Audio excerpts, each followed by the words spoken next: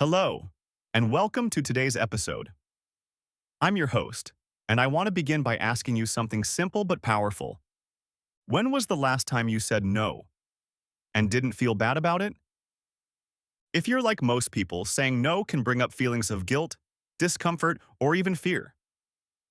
But why does it feel so hard to put our own needs first? In this episode, titled Learning to Say No Without Guilt, we'll unpack the emotional layers behind saying no, the importance of boundaries, and how to communicate our limits with confidence and kindness.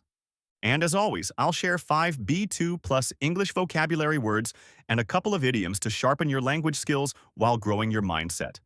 Let's get into it. Let's begin by exploring why saying no makes us feel guilty. The root of the guilt. From a young age, we're taught to be polite, agreeable, and helpful. While these are positive traits, they can create a fear of disappointing others or being seen as selfish. But let's be clear. Saying no doesn't make you a bad person. In fact, it shows emotional intelligence, our first vocabulary word. Emotional intelligence is your ability to recognize and manage your own emotions, as well as understand others. When you say no with empathy, you're actually being emotionally intelligent, not rude. Now that we understand the emotional side, let's talk about why saying no is essential. Part 1. The power of boundaries. Boundaries are not walls. They are lines that protect your energy, time, and mental well-being. Setting boundaries shows self-respect, not selfishness. A person who sets healthy boundaries often displays assertiveness, our second vocabulary word. Assertive people express their needs clearly and respectfully. Being assertive means you can say no without being aggressive or passive. But what happens when we say yes too often? Part 2. The cost of overcommitting. When we constantly say yes to others, we often say no to ourselves. You might end up overwhelmed, physically, emotionally, and mentally. That's our third word. Overwhelmed means feeling buried by too many responsibilities or emotions. When you're overwhelmed, your productivity drops, your stress increases, and eventually, you burn out. So, how can we say no without sounding harsh or distant?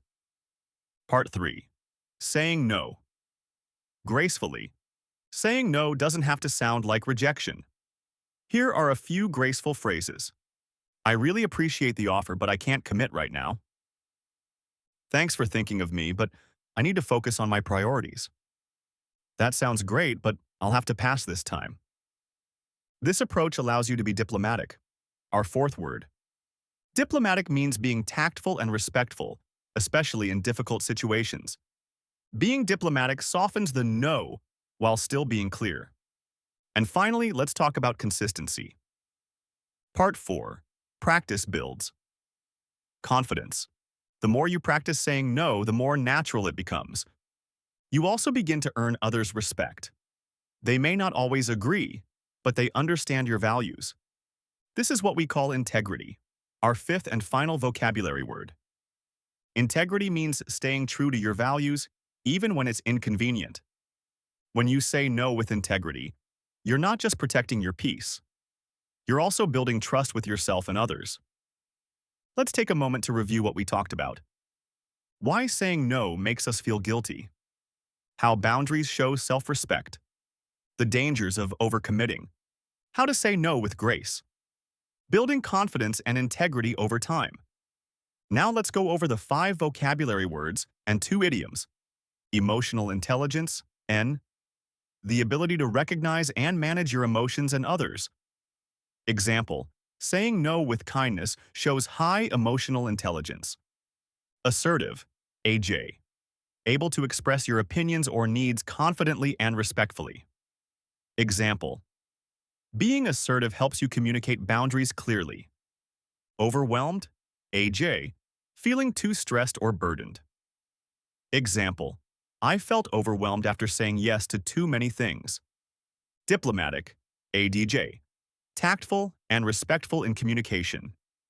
Example, he gave a diplomatic response when turning down the invitation. Integrity, N. Being honest and true to your values. Example, she said no out of integrity, even though it was difficult. Idioms of the day. Draw the line. To set a limit on what you are willing to do. Example, I have to draw the line at working on weekends. People pleaser. Someone who always tries to satisfy others, often at their own expense. Example, being a people pleaser made it hard for her to say no. Thanks so much for listening. Saying no isn't easy, but it's a powerful act of self-care. You're not being rude. You're being real. Until next time, stay strong, stay clear, and give yourself permission to protect your peace. Take care.